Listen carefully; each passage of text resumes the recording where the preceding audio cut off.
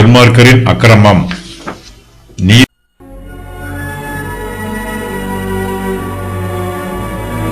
சங்கீதம் 94. நீதியை சரிக்கட்டுகிற தேவனாகிய கர்த்தாவே, நீதியை சரிக்கட்டுகிற தேவனே, பிரகாசியம்.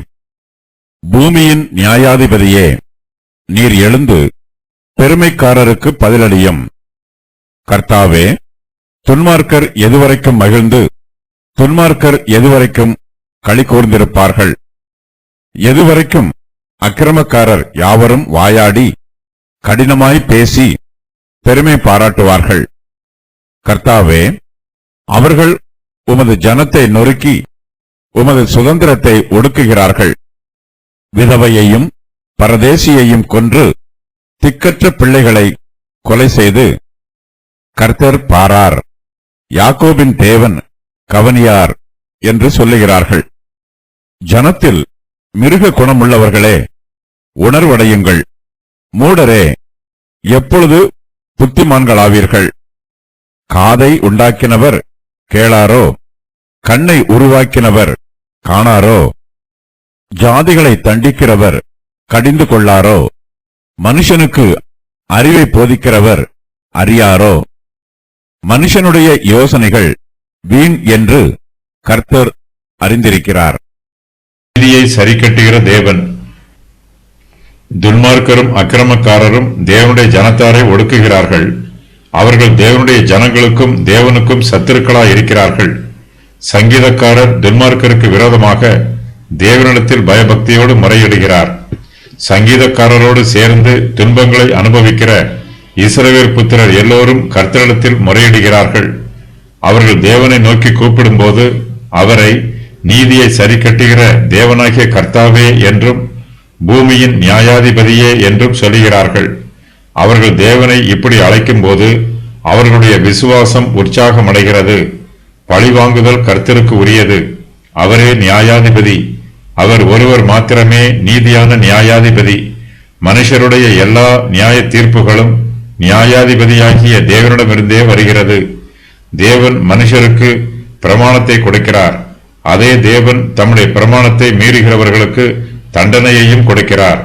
மனுஷருடைய கிரியைகளுக்கு தக்கதாக தம்முடைய பிரமாணத்தின் பிரகாரம் கர்த்தர் அவர்களை நீதியாய் தீர்ப்பு செய்கிறார். இதனால் தேவனாகிய கர்த்தர் பூமியின் நியாயாதிபதி என்று அழைக்கப்படுகிறார். தேவன் தம்முடைய சிங்காசனத்தில் அமர்ந்திருக்கிறார்.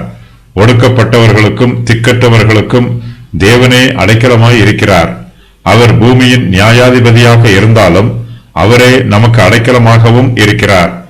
தப்பு செய்கிறவர்களை தண்டிக்கும் அதிகாரம் கர்த்தரிடம் உள்ளது. அது தேவனுடைய சுபாவம். கர்த்தருக்கு மாத்திரமே பழிவாங்கும் உரிமை உள்ளது. தேவனுடைய நீதி எப்போதும் ஜெயம் பெறும். நமக்கு விரோதமாக தப்பிதம் செய்தவர்களை பழிவாங்க வேண்டும் என்று நாம் நினைக்க கூடாது. பழிவாங்குதல் நமக்குரியது அல்ல, பழிவாங்குதல் தமக்குரியது என்று கர்த்தர் சொல்லுகிறார். பிரியமானவர்களே, பழிவாங்குதல் எனக்குரியது, நானே பதில் செய்வேன் என்று கர்த்தர் சொல்லுகிறார் என்று எழுதியிருக்கிறபடியால் நீங்கள் பழிவாங்காமல் கோபாக்கினைக்கு இடம் கொடுங்கள். ரோமர் 12:19. சங்கீதக்காரர் தேவனிடத்தில் விண்ணப்பம் பண்ணும்போது நீதியை சரிக்கட்டுகிற தேவனே பிரகாசியும் என்றும் பூமியின் நியாயாதிபதியே நீர் எழுந்து பெருமைக்காரருக்கு பதிலளியும் என்றும் விண்ணப்பம் பண்ணுகிறார். கர்த்தர் தம்முடைய சத்துருக்களுக்கு நமக்காக பதில் அளிக்க வேண்டியதில்லை. அவர் தமக்காக பதில் அளிக்க வேண்டும். தம்முடைய சுபாவத்தை வெளிப்படுத்த வேண்டும்.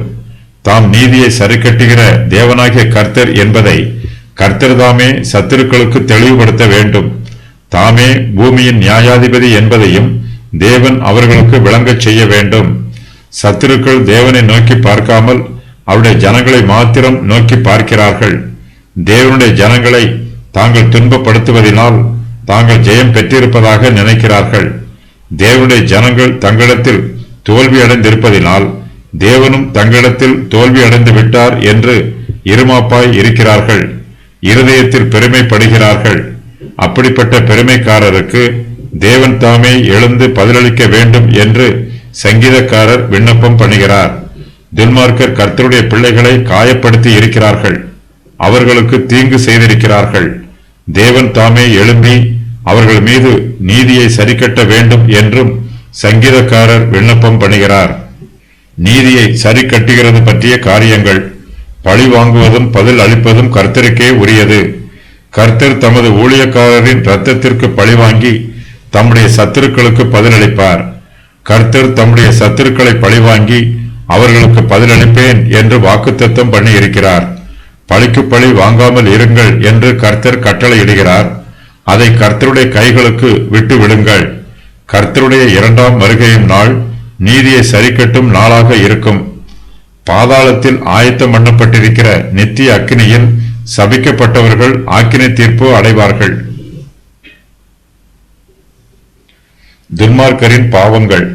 பெருமை, வாயாடி கடினமாய் பேசுதல், அக்கிரமம் செய்தல், தனக்குத்தானே பெருமை பாராட்டுவார்கள். அவர்கள் கர்த்தருடைய ஜனங்களை நொறுக்குகிறார்கள். கர்த்தருடைய ஜனங்களின் சுதந்திரத்தை ஒடுக்குகிறார்கள். விதவைகளை கொலை செய்கிறார்கள். பரதேசிகளை கொலை செய்கிறார்கள். திக்கற்ற பிள்ளைகளை கொலை செய்கிறார்கள். கர்த்தர் பாரார், யாக்கோபின் தேவன் கவனியார் என்று சொல்லுகிறார்கள். துன்மார்க்கரும் அக்கிரமக்காரரும். கர்த்தாவே, துன்மார்க்கர் எதுவரைக்கும் மகிழ்ந்து துன்மார்க்கர் எதுவரைக்கும் களிகூர்ந்திருப்பார்கள்? எதுவரைக்கும் அக்கிரமக்காரர் யாவரும் வாயாடி கடினமாய் பேசி பெருமை பாராட்டுவார்கள்? கர்த்தாவே, அவர்கள் உமது ஜனத்தை நொறுக்கி உமது சுதந்திரத்தை ஒடுக்குகிறார்கள். விதவையையும் பரதேசியையும் கொன்று திக்கற்ற பிள்ளைகளை கொலை செய்கிறார்கள்.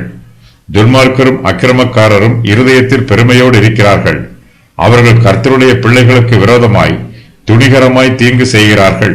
சங்கீதக்காரர் அவர்களுடைய தீய சுபாவத்தை கர்த்தருடைய சமூகத்திலே எடுத்துச் சொல்லுகிறார். அவர்கள் துன்மார்க்கமான சுபாவம் உள்ளவர்கள்.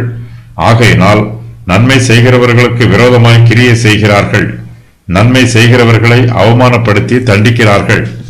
துன்மார்க்கரும் அக்கிரமக்காரரும் தீய செயல்களை சந்தோஷமாய் செய்கிறார்கள். தங்களுடைய துர்க்கிரியைகளை பெருமைப்படுத்தி பேசுகிறார்கள். தங்களை பற்றியும் தங்களுடைய தீய சுபாவங்களை பற்றியும் மேன்மையாக சொல்லுகிறார்கள். தங்களை பற்றி உயர்வாக பேசுகிறவர்கள் மற்றவர்களுடைய நற்குணங்களை போற்றி புகழ மாட்டார்கள். சங்கீதக்காரர் துன்மார்க்கரையும் அக்கிரமக்காரரையும் பற்றி கர்த்தரிடத்தில் முறையிடுகிறார். கர்த்தாவே, துன்மார்க்கர் எதுவரைக்கும் மகிழ்ந்து துன்மார்க்கர் எதுவரைக்கும் களிகூர்ந்திருப்பார்கள்? எதுவரைக்கும் அக்கிரமக்காரர் யாவரும் வாயாடி கடினமாய் பேசி பெருமை பாராட்டுவார்கள் என்று கர்த்தரிடத்தில் கேட்கிறார். துன்மார்க்கர் கர்த்தருடைய ஜனத்தை நொறுக்குகிறார்கள். அவர்கள் தேவனுடைய சுதந்திரத்தை ஒடுக்குகிறார்கள். தங்களுடைய முழு பலத்தையும் பயன்படுத்தி தங்களால் முடிந்த மட்டும் தேவனுடைய ஜனத்தை துன்பப்படுத்தி அவர்களுக்கு தீங்கு செய்து அவர்களை நொறுக்கி அவர்களை ஒடுக்கி அவர்களை கீழே விழத் தள்ளுகிறார்கள். கர்த்தருடைய சுதந்திரமாக இருக்கிற இஸ்ரவேல் ஜனங்களை துன்மார்க்கர் வேரோடு அழித்து போட வேண்டும் என்று தீர்மானித்து அவர்களுக்கு தீங்கு செய்கிறார்கள். தேவனுடைய ஜனமே கர்த்தருடைய சுதந்திரம். ஆனால் துன்மார்க்கரும் அக்கிரமக்காரருமோ மிருக குணம் உள்ளவர்களாய் இருக்கிறார்கள். மனுஷரிடத்தில் இயல்பாக காணப்படுகிற இரக்க குணம் துன்மார்க்கரிடத்தில் சிறிதும் இல்லை. விதவைக்கும் பரதேசிக்கும் திக்கற்ற பிள்ளைகளுக்கும் நாம் உதவி செய்ய வேண்டும். ஆனால் துன்மார்க்கரோ விதவையையும் பரதேசியையும் கொன்று போடுகிறார்கள். திக்கற்ற பிள்ளைகளை ஈவு இரக்கம் இல்லாமல் கொலை செய்து விடுகிறார்கள். சங்கீதக்காரர் துன்மார்க்கருடைய தீய சுபாவங்களை தேவனிடத்தில் முறையிட்டு அவர்கள் எதுவரைக்கும் மகிழ்ந்து களிகூர்ந்திருப்பார்கள் என்று கேட்கிறார். காதை உண்டாக்கினவர் கேளாரோ? கர்த்தர் பாரார், யாக்கோபின் தேவன் கவனியார் என்று சொல்லுகிறார்கள். ஜனத்தில் மிருக குணம் உள்ளவர்களே, உணர்வடையுங்கள். மூடரே, எப்பொழுது புத்திமான்கள் ஆவீர்கள்? காதை உண்டாக்கினவர் கேளாரோ? கண்ணை உருவாக்கினவர் காணாரோ? நாஸ்திகர்கள் தேவன் இல்லை என்று சொல்லுகிறார்கள். கர்த்தர் பாரார், கர்த்தர் கவனியார் என்று இருமாப்பாக பேசுகிறார்கள். தாங்கள் எவ்வளவு தவறு செய்தாலும் தேவன் அதை கவனிக்க மாட்டார் என்று துன்மார்க்கர் இருமாப்பாய் இருக்கிறார்கள். தாங்கள் சிறிய தவறுகளை செய்தாலும் பெரிய தவறுகளை செய்தாலும் கர்த்தர் அதை பார்க்க மாட்டார் என்றும் தமது கண்ணை மூடிக்கொள்வார் என்றும் துன்மார்க்கர் ஆணவமாய் சொல்லுகிறார்கள். சர்வ வல்லமை உள்ள தேவனாகிய கர்த்தர் ஜீவனுள்ளவர். அவர் காண்கிறவர், கவனிக்கிறவர், பார்க்கிறவர், கேட்கிறவர். யாக்கோபின் தேவன் தம்முடைய பிள்ளைகளுக்கு தீங்கு செய்கிறவர்களை பழி வாங்குகிறவர். தம்முடைய பிள்ளைகள் காயப்படும் போது தேவனாகிய கர்த்தர் சும்மா இருக்க மாட்டார். ஆனால் துன்மார்க்கரோ கர்த்தர் பாரார், யாக்கோபின் தேவன் கவனியார் என்று சொல்லுகிறார்கள். மெய்யாகவே கர்த்தர் அவர்களை பார்ப்பார், அவர்களை கவனிப்பார். கர்த்தர் பாரார் என்றும் யாக்கோபின் தேவன் கவனியார் என்றும் சொல்லுகிறவர்கள் ஜனத்தில் மிருக குணம் உள்ளவர்கள். அவர்கள் உணர்வடைய வேண்டும். அவர்களுக்குள்ளே இருக்கிற அறிவு சிந்திக்க வேண்டும். அது அவர்களுக்கு சத்தியத்தை உணர்த்த வேண்டும். நாம் செய்கிற சொல்லுகிற எல்லாவற்றையும் கர்த்தர் கவனிக்கிறார். அவர் நம்மை காண்கிற தேவன், கவனிக்கிற தேவன். சுபாவத்தின்படி நம்மில் யாரும் துன்மார்க்கரோ அக்கிரமக்காரரோ அல்ல. நாம் தவறு செய்தால் உடனே திருந்த வேண்டும் என்று கர்த்தர் எதிர்பார்க்கிறார். தவறு செய்தவர்கள் திருந்தி நல்லவர்களாக ஜீவிக்க வேண்டும். இதுவே அவர்களுக்கும் நல்லது, அவர்களோடு பழகுகிற மற்றவர்களுக்கும் நல்லது. இந்த பிரபஞ்சத்தில் யாரும் இயல்பாகவே மிருக குணம் உள்ளவர்களோ மூடரோ ஒருவரும் இல்லை. தேவன் நம் எல்லோருக்குமே மனுஷ சுபாவத்தை கொடுத்திருக்கிறார். தம்முடைய ஞானத்தை நமக்கு வெளிப்படுத்துகிறார். இது தேவனுடைய கிருபை. தேவனுடைய கிருபையை அசட்டை செய்து அவர் கொடுக்கிற நன்மைகளை வேண்டுமென்றே துணிகரமாக பெற்றுக்கொள்ள மறுக்கிறவர்கள் மிருக குணம் உள்ளவர்களாகவும் மூடராகவும் இருப்பார்கள். மிருக குணம் உள்ளவர்கள் உணர்வடையும் போது மனுஷ குலம் உள்ளவர்களாக மாறுவார்கள். மூடரும் ஞானமாய் சிந்திக்கும் போது புத்திமான்கள் ஆவார்கள். நாம் ஜீவனோடு இருக்கிற காலம் வரையிலும் நல்லவர்களாக திருந்தி வாழ்வதற்கு வாய்ப்புள்ளது. துன்மார்க்கரும் அக்கிரமக்காரரும் இந்த நல்ல வாய்ப்பை பயன்படுத்திக் கொள்ள வேண்டும் என்று சங்கீதக்காரர் சொல்லுகிறார். ஜனத்தில் மிருக குணம் உள்ளவர்களே உணர்வடையுங்கள், மூடரே எப்பொழுது புத்திமான்கள் ஆவீர்கள் என்று கேட்கிறார். தேவன் நம்முடைய சரீரத்தை அற்புதமாய் சிருஷ்டித்திருக்கிறார். சரீரத்தின் ஒவ்வொரு அவயவத்தையும் ஆச்சரியப்படும் வண்ணமாய் உண்டாக்கி இருக்கிறார். தேவன் இருக்கிறார் என்பதற்கு மனுஷருடைய சரீரமே சான்று பகருகிறது. தேவன் ஒவ்வொரு சிருஷ்டியையும் சிருஷ்டிக்கும் போது அதை பூரணமாக சிருஷ்டித்திருக்கிறார். தேவன் பரிபூரணர். ஆகையினால் அவருடைய சிருஷ்டிக்கும் கிரியையும் பரிபூரணமாய் இருக்கிறது. சர்வ சிருஷ்டியிலும் தேவனுடைய சிருஷ்டிக்கும் வல்லமையை நம்மால் காண முடியும். சங்கீதக்காரர் தேவனுடைய சிருஷ்டிப்பின் வல்லமையை பற்றி சொல்லும் போது, காதை உண்டாக்கினவர் கேளாரோ, கண்ணை உருவாக்கினவர் காணாரோ என்று கேட்கிறார். தேவனாகிய கர்த்தர் ஒவ்வொரு சிருஷ்டியையும் பூரணமாய் சிருஷ்டித்திருக்கிறார். பூரணமாய் சிருஷ்டித்தவர் பரிபூரணம் உள்ளவராகவே இருக்கிறார். சிருஷ்டிகள் பூரணமாயும் சிருஷ்டி கர்த்தர் அறையும் குறையுமாய் இருக்கிறார் என்று சொல்லக்கூடாது. மிருக குணம் உள்ளவர்களும் மூடரும் தேவனை ஏளனம் பண்ணி மட்டுப்படுத்துகிறார்கள். கர்த்தர் நம் ஒவ்வொருவருக்கும் ஞானத்தை கொடுத்திருக்கிறார். இந்த ஞானத்தை பயன்படுத்தி தேவனை தேட வேண்டும். அவரை தேடுகிறவர்கள் கண்டுபிடிப்பார்கள். மனுஷருடைய ஞானமே தேவனுடைய ஞானத்தை புரிந்து கொள்வதற்கு சரியான வழியாகும். நாம் எல்லோருமே தேவனுடைய சிருஷ்டிகளாய் இருக்கிறோம். நம்மால் கேட்கவும் காணவும் முடிகிறது. நம்மை சிருஷ்டித்த தேவனாலும் கேட்கவும் காணவும் முடியும் என்று நாம் நம்ப வேண்டும். இதுவே புத்தின் சிந்தனை. நம்மால் காண முடியும், ஆனால் தேவனால் காண முடியாது என்று உணர்வில்லாத மூடர்கள் சொல்லுகிறார்கள்.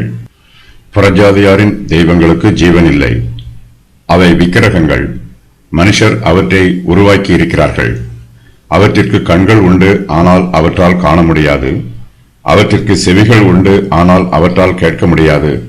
நமக்கு இருப்பது போலவே தேவனுக்கு கண்களும் காதுகளும் இருக்கிறது என்று நம்மால் உறுதியாய் சொல்ல முடியாது.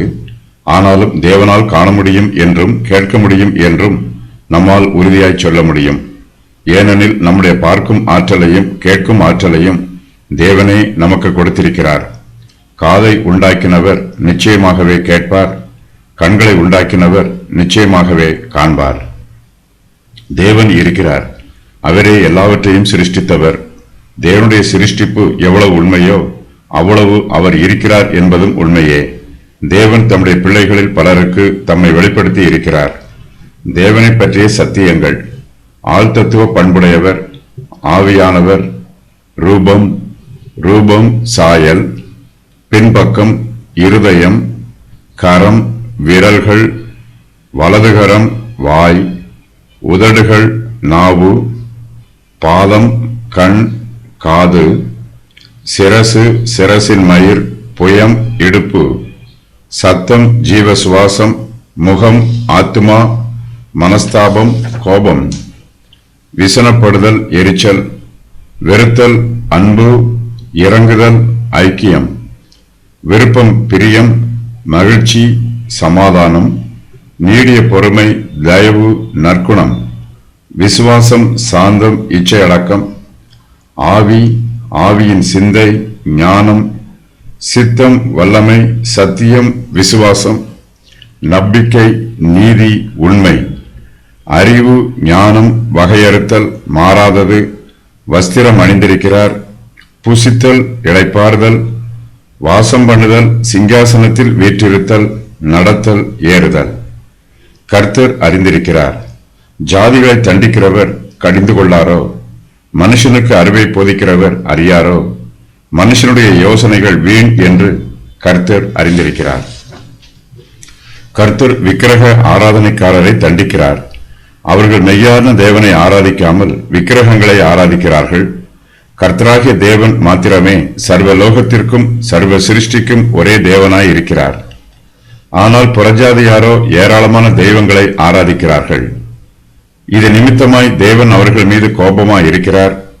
புறஜாதி ஜனங்களைப் போலவே தம்முடைய ஜனங்களும் விக்கிரக ஆராதனையிலும் நாஸ்திகத்திலும் ஈடுபடும் போது தேவன் அவர்களையும் தண்டிக்கிறார், அவர்களையும் கடிந்து கொள்கிறார். ஜாதிகளை தண்டிக்கிறவர் கடிந்து கொள்ளாரோ என்னும் வாக்கியத்திற்கு ஜாதிகளுக்கு போதிக்கிறவர் அவர்களை கடிந்து கொள்ளாரோ என்று வியாக்கியானம் சொல்லுகிறார்கள். தேவன் இஸ்ரவேல் ஜனத்திற்கு தம்முடைய நியாயப்பிரமாணத்தை கொடுத்திருக்கிறார்.